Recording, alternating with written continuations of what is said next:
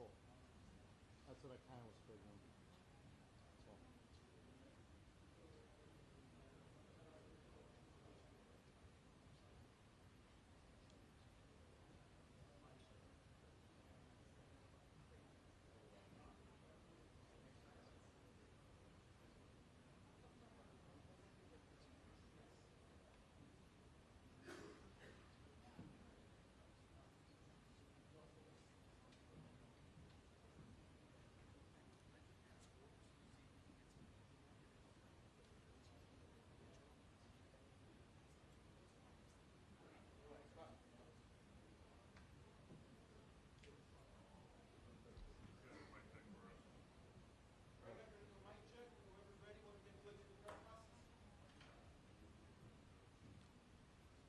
Mic check, mic check. 1, 2, 3. Let me get a thumbs up, please. If you were loud and clear. 1, 2, 3. Perfect. I see you over there. 1, 2, 3, 4, 5, 6, 7, 8, 9, 10. 1, 2, 3, 4, 5, 6, 7, 8, 9, 10. Are we good? Anybody need extra time? 1, 2, 1, 2. Check, check. 1, 2, 3. Check, check. Holding for the gentleman in the back. 1, 2, 3, 4, 5, 6, 7, 8, 9, 10. This is line level, out of the press box. That's not true. 1, 2, 3, 4, 5, 6, 7, 8, 9, 10. Go be my fault. Are you mic level? Yeah, just so you know, mic level is better today. Check, check. 1, 2. Are you good? 1, 2. Awesome. Thank you. Yeah, because I was at my level before and I think my mic was too low, so I switched to mine. Way better.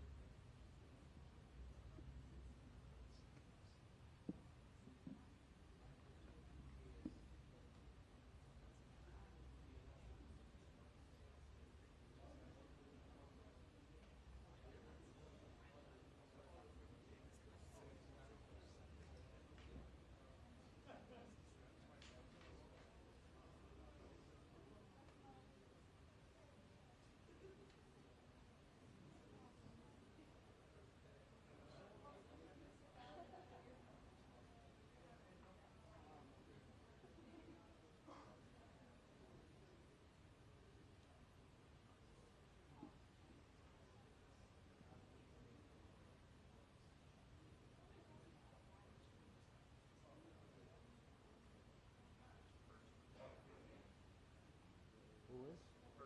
Oh, very cool. Good. Good for him.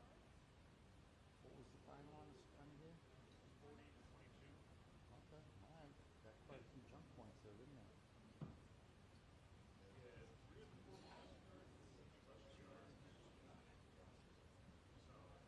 Yeah, well, that's solid. Good for him. It seems like a good kid. Yeah, Barkley seems like a good kid too. Yeah, I was. One thing I was hoping to see this game is like another part of 60 yards. Yeah, that would be fair. So I was the day he spoke on one of the pads. I was next to a full-time who basically covered him in high school from birth. And he said he's such a good kid.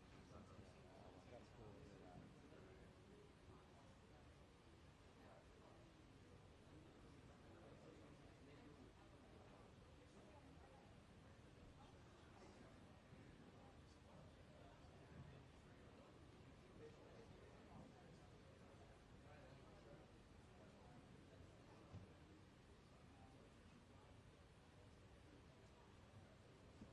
Smacking around the cameras.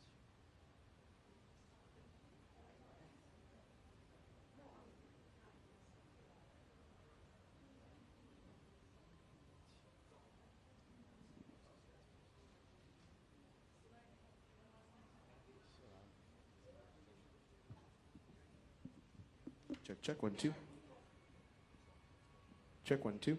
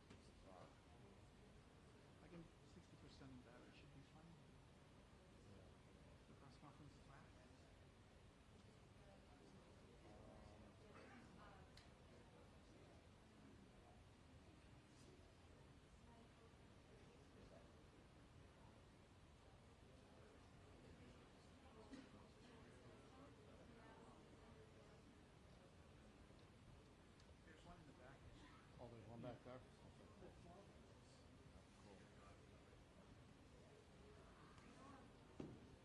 Better safe than sorry, right?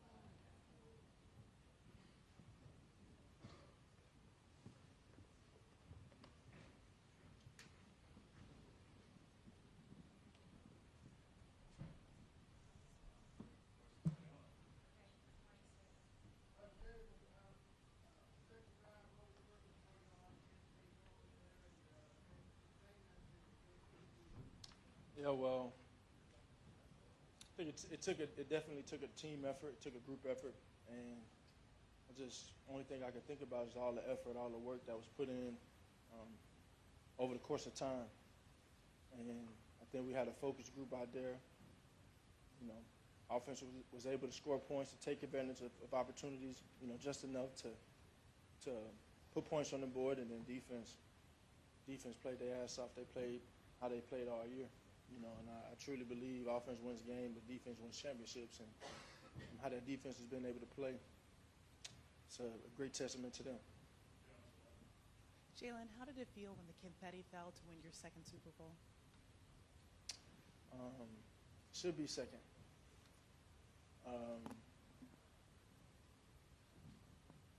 Still processing it. You know, it's been a long journey. It's been a journey of ups and downs and highs and lows, and I've always stayed true to it in the end, and having this vision of just being the best that I can be, and that evolving over time into this desire and this flame inside to win. And you don't do great things without the guys around you. So the effort, the work, always leaning on that, trusting in that, and trusting the process, and staying the course, and sticking to the script.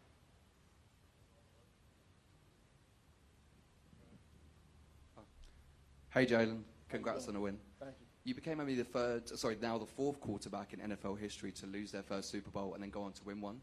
There's been at least 30 guys in their career who haven't managed to do that. I think that speaks to your mental toughness, and obviously even in the first Super Bowl, you still played great. What does that just mean to you to hear that out loud, and obviously to silence some doubters, because there have been some throughout the season? Everything comes with it, you know, and I've always found a thrill in any doubt and any questioning and any opinions. It's always been something that I've embraced, and I don't want it to change now just because of the results. So just running your race and playing with purpose. You know, this is what I'm called to do in this season of my life, and I'm gonna give it all I have and try my best to leave no stone unturned.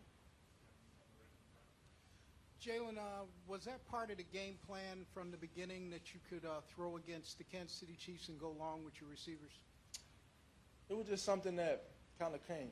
It was something that kind of came. You know, I just think it's something that kind of came. You know, we just was able to execute. And I think the main thing I'll point to is you being able to find ways to win in multiple ways. You know, we've been able to be dominant on the ground, or we've been able to be efficient in the pass game and do what needs to be done when it needs to be done. You know, and I think over the course of our year, you guys have heard me say it, just because we don't doesn't mean we can't. And when you hear a statement like that, I think it always comes down to, well, what is your mission? Why are you doing this? I'm doing it to win. You know, I do it to win. This team approaches it just to do the same thing, and that's what it's about. You know, I'm not going to look back at anything and remember anything that someone said about me or an opinion that was had. I'm going to think about the championships that we won. Jalen, was there a moment in that game when it kind of becomes like, I'm over here. Let's make a statement here. Like, we're doing this to one of the best teams, best franchises in recent memory? No. It's about us. It's about us and how we approach things, and it's never getting too high, never getting too low, and just processing it. You know, you got to be able to use these experiences that you've had in the past, because they're all formative for the future. And I think we've been able to do that. I think we've been able to do that. So I give a lot of credit too, man. I think just from a chemistry standpoint, that all those Georgia guys and all the familiarity we have on our team, how that defense plays, they've had that continuity for a very long time, and so I think they've been able to carry that on from Georgia to Philly. And honestly, the same thing on offense, being able to build off of prior relationships and be all in on this one thing, you know. And I know Saquon's new to the bunch, but we've all watched him play throughout his college career. We've always known the type of player he is, the best back of our time. And let's put it all together. Hey, Jalen, David Andrade with EcoSport. We saw you having a moment with your family after the win. What does it mean to them having this big win for you? We'll see. I mean, I know everyone's excited. Everyone has been there along the journey, too. You know, everyone's been there along the journey. I think it's been a ride. It's been a fun ride, and I've embraced every step. I took great pride in never backing down from a challenge. Always turning my negatives into positives, turning my weaknesses and making them my strengths. And it's taken great effort and determination to evolve my game over time and just continue to grow and improve. And I know my family's been there every step of the way. Jalen, Andrew Greenstein of Louisiana Radio Network. In college, the first time you played for the College Football Playoff Championship, or the BCS Championship, I should say, you lost that game. You were benched in the game that Alabama won. You went to the Super Bowl 2 years ago. You didn't come out on top then. You finally come out on top now. Just talk about the perseverance. You were talking about your ups and downs earlier in this press conference. The perseverance now that you have finally made it to the top of the mountain. It's not normal. So it's been a very unprecedented journey, and the journey's, you know, it's always the beginning until it's the end. And I think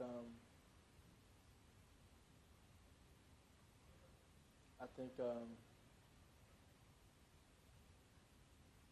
means a lot. Quantifying all that work over the years, embracing everything,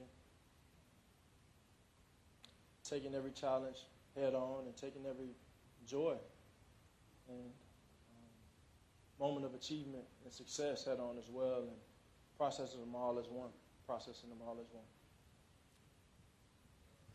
Hi, Jalen. Congratulations. So your phone screensaver has been you seeing the confetti drop from the Chiefs. Yeah, you know, and when I think about that wasn't even supposed to. You know, I told them I'm gonna start finding their ass in there. They had their phones out in the team meeting, you know. But yeah. Are you going to change it now that you have pictures of yourself in the confetti winning? I don't know. Maybe it's something I need to stay there so I can come back here. How important, Jalen, how important was it to jump out to such a commanding lead in the first half against a team that seems to always squeeze out close wins? Well, I think for us, we've been able to win in the multiple ways, and it was just really about taking it a play at a time. You know, I look back on previous games and in the previous years, and you know, you want to put a high value on finishing, having great focus and finishing. You know, and think about the last time we were in this game. We were up 10 at halftime, and you know, they played a hell of a game to get back into it, and we wanted to put a high focus on finishing it the right way, and it took a team effort. Vicki Jones with VMH Sports right here. So Patrick Mahomes just said, literally a few minutes ago, he knew you would be back. That's one part, and how you feel about that.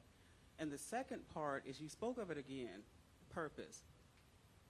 If you've had a moment to think about it, or if you thought about it beforehand, how has this win added to your purpose?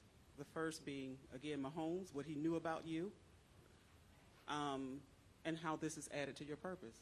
I got a ton of respect for Pat and everything he's been able to accomplish. Always a pleasure competing against him. Utmost respect to him, and I think in the end, you know, things come right on time. And you know, the last time around, it wasn't our time. It wasn't my time. And sometimes you have to accept that you have to wait your turn. You know, and dealing with all the, you know, everything that came with the last Super Bowl is, you still kind of leave it empty a little bit, because as great as a performance was, it wasn't enough to win. And I think going through those emotions and processing those things and processing that experience lit a great flame in me and enhanced my desire to win significantly. And so, ton of respect for Pat, ton of respect for the process and what it takes, because all I can think about is all the work and the purpose never changes. I think your values never change. I think in the end it comes down to how people look at you. I'm gonna always be the same guy. And I was telling someone earlier, I'm that same kid. I'm that same kid that went to the national championship and lost, and went back and got benched and had to transfer and had to go through this just unprecedented journey. And that kid always kept the main thing, and always was true to his vision and what he saw. And it all began with great leadership. Really began with really just doing it the right way, trying to do it the right way and do the right things. And kind of went into a set the example type of thing, and I give a lot of credit to my parents in that. Just putting the type of work ethic in me that they have, and like I said, it's only the beginning until it's the end, and the end ain't coming anytime soon.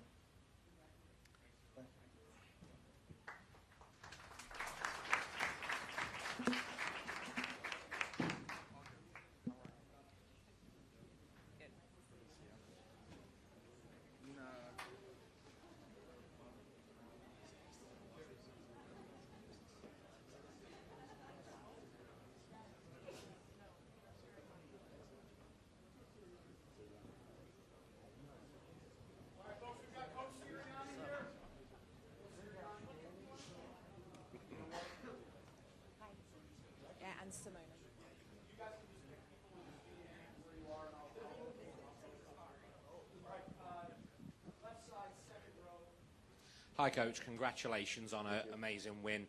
This team has been on a tear since the bye week. What had changed from before and after to allow you to get to this level? Yeah, I think we just stuck to our process. I think a lot of things got blown, kind of 2 and 2. The outside world, we just, had an opinion on what was going on and everything there, and we just stuck to our process and got better from it. Did some things a little differently, got better from a couple things. I think at the end of the day, you saw this team embrace adversity throughout the entire year. Now, it's hard to say that when you won 16 out of your last 17, but there was adversity. There's adversity constantly. And I think we did a good job of embracing that, the ups and downs of a season, and getting better from the things that we went through.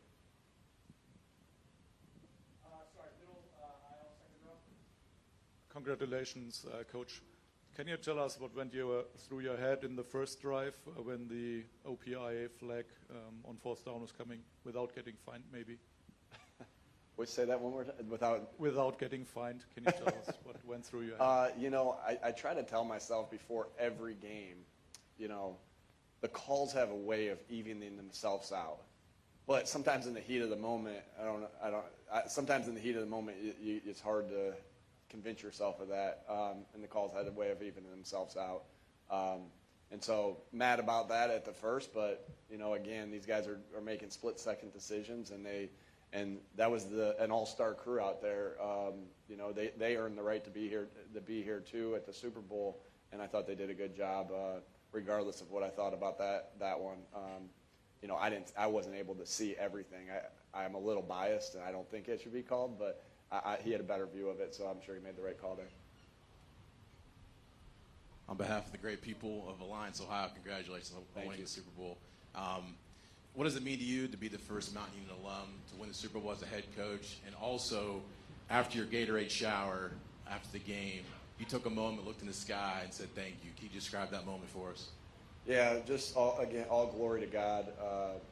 He gives us the talents to be in these situations, and blessed our team with talents, blessed myself with the talent to be able to coach football and the opportunity to be able to coach football. So just gratitude right there. And Mount Union taught me how to win, that's for sure. And so grateful to everybody at Mount Union, Coach Karras, all my teammates there, everyone that helped me kind of develop from there. Nick, congratulations. Back in Brazil, you told me iron sharpens iron in regards to Quinion Mitchell being ready for his NFL debut because he went against a your great wide receiver group in practice. Do you think that this was one of the keys to the Philadelphia Eagles becoming Super Bowl champions? Yeah, I think the key to that point is the intensity at which we practice at. And when you're practicing it with that kind of intensity, you know, training camp, you're getting those matchups, Q versus AJ and Devontae and Slay versus those guys as well. So, you know, and BG versus Lane and Jordan versus, you know, Sweaty and Nolan. And so you have no choice but to get better. And, you know, that it truly is. This is the greatest team sport there is. Iron sharpens iron. I've been saying a lot today and throughout the whole year that you cannot be great without the greatness of others. That applies to coaches. That applies to the player to player. I mean, look at the special year. Saquon, you know, has been a special player his entire career, but he was able to make history this year with the things that he did because of the special talents of the guys up front. This is the ultimate team game, and you know, I know that, and it's just, it takes selflessness to be able to you know, Jalen said it awesome one time. Just because we're not winning a certain way, you know, doesn't. It's crazy. Sometimes we're answering questions on how we win. It's hard to win in this league. It's a struggle every week to win in this league, and it's just because we're not winning a certain way or the way people perceive that we should win doesn't mean we can't. And you know, today we needed you know, the efforts of everybody. So I don't know. I kind of rambled on in that question, but you can't. Long story short, you can't be great without the greatness of others. Yeah, Chris Murray, Philadelphia Sunday Sun. Coach Sirianni, how much has Jalen Hurts grown since the last Super Bowl and all the ups and downs he had to deal with last year, and especially after the 2-2 mark that, you know, everybody criticized him for not, you know, for turning the ball over. How much has he grown as a quarterback? Yeah, he just keeps getting better. He knows how to win. He does a great job of being able to block out all the outside noise. I think it's, you know, I find it funny when it's like, you know, well, Jalen is good because he's got a good team around him. Like, that's football. Like, again, you cannot be great without the greatness of others. Like, Jalen can't do it by himself. He needs AJ. He needs that offensive line. He needs Saquon, and vice versa. You know, the reason Saquon has a special year, not only the offensive line, but the attention that Jalen commands for the run game. He's special. Jalen's special.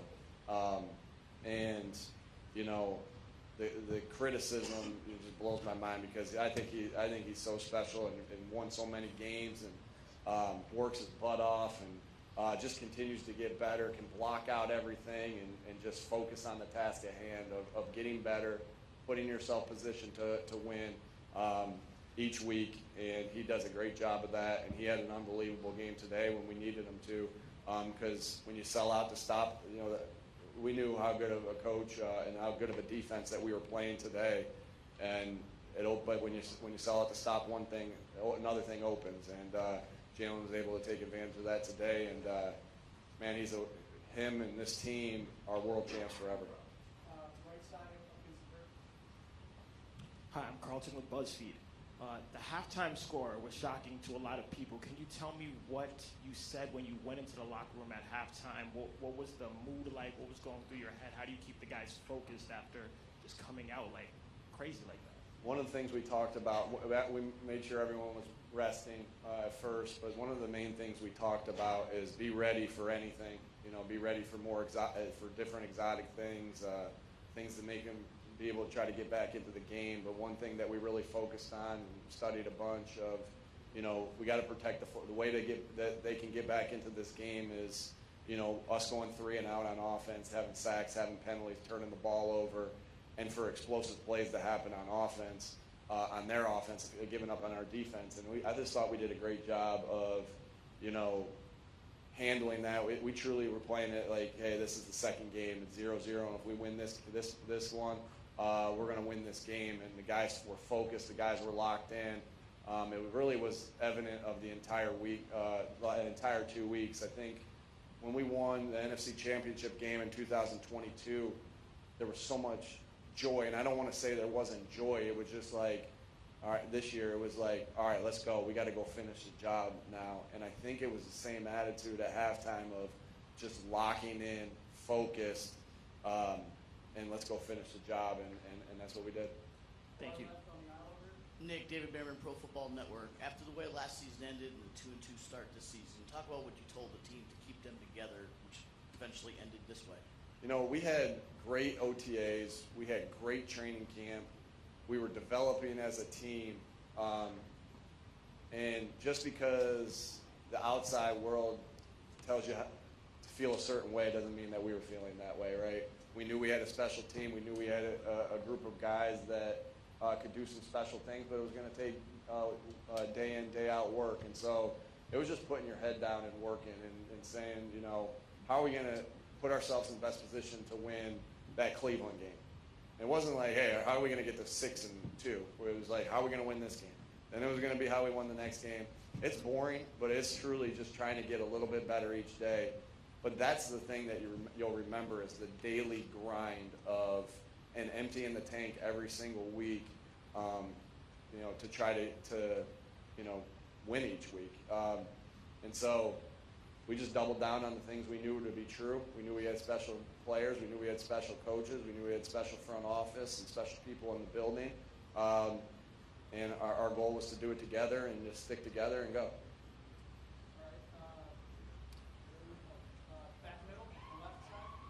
Nick, Lane says there'll be a team vote on the decision to go to the White House to celebrate the Super Bowl victory. How do you just handle that as a coach? Do you leave it to the guys? What are you thinking there? I don't even know. You know, we'll see as we go. We're going to enjoy this tonight, and we'll enjoy it tomorrow. We'll enjoy it the next day. We'll enjoy it. We don't have to get ready for another game, so you know, can't wait to celebrate this with the guys and celebrate this with my family. Takes a lot of people to be in this spot. So love this team. Love these guys. Yeah, just a quick one on Vic's contribution to that win. I think that's his first Super Bowl ring in a fairly long career. Yeah, he's awesome. And he really, I showed a clip this week of the guys imitating him, and I said, you know, what's the quote? Imitation is a form of flattery. These guys love him because he helps them, you know, reach their goals and reach their dreams, and helps them put them in position to succeed. I think that's where you see a coach and a player develop special relationships, is because you can, you know, the players have their friend. They don't need buddy. They need us to be their coaches, and that's where I think Vic's special, and you can see how much the guys enjoy him, you know, because he's helping them reach their goals and their dreams. Vic's an outstanding play caller. Brought so much detail to this defense, and called great games. You know, developed the coaches, developed the players, and again, it takes everybody. You can't be great without the greatness of others, and that sure as heck applies to Vic Fangio and all his contributions. And pretty cool that he's able to win his first Super Bowl in a town that he grew up in. Pretty special, you know. So. Yeah, he's awesome. I can't say enough good things about him, and I know the players love him, and he's a world champ forever.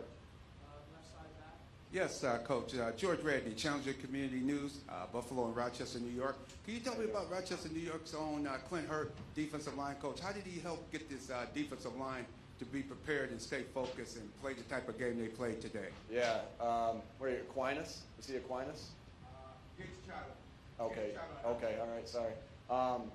You know, man, he's a special coach. You really saw our D tackles continue to get better as the year went on. He demands a lot out of them, and these guys trust him with everything, and really look up to him. And he's huge, and so if you don't do what he says, you're gonna make sure you do what he says. Big man. But he is awesome he's awesome as a coach. I can't say enough good things about him. Coach Walsh, the way they've led that defensive line, we knew that one of the keys to this game was going to be winning on defense, was winning up front. And we were able to do that. Got great contributions from the guys, and Clint did a great job of having him ready to play and ready to play hard and ready to leave everything out there. And so, man, he's a special coach, and it's awesome that he gets that ring that we all have really wanted for a long time. All right, we got 2 more did you make of your defense tonight, and what went into the decision not to blitz Mahomes at all? Yeah, if you look at, we haven't traditionally blitzed a lot. This year we've been able to get home with our 4-man rush and been able to cover there with the 7 in the back end. We were able to get home today with it as well. Again, we do what we think we need to do to win, not what anybody else thinks we got to do to win. And this was the way we felt like we needed to go about it. That doesn't mean that there wasn't things that you have in that you blitz, but just like I'm sure there were some times there that I'm thinking, hey, should I go for this on 4th down in this scenario? Well, the game flow told me to do something different, right? There's a feel to how things transpire throughout a game. You don't just close your eyes and say, I'm going to do this because this, there's a flow to it. And it's the same thing with calling a game offensively, defensively, game management-wise. You play the flow of the game, and the way it was working, we kept ripping it. Hey, Coach, can you just talk with the fans in the building tonight? It felt like a very pro-Philadelphia crowd. It always is. We travel. Yeah, it was loud. It was loud. You could tell that right at the very beginning. You could see a lot of green out there. But that's not, that feels that it's very common for where we go to places, is that our fans have a tendency to, take over the stadium. And because we travel so well, we have such great fans. We needed, I go back to this, we played 4 of our last 5 at home, and then we played 3 playoff games in a row at home. And that's a big reason why we were here, is the energy that our crowd gives us and our fans give us. So, a lot of Eagles fans out there, and we're so appreciative of you guys and how you contribute to this. Again, I've said it a million times tonight. I'll keep saying it. You can't be great without the greatness of others. That applies to our fans as well. All right, that's it. Thanks, folks. Thanks, everybody.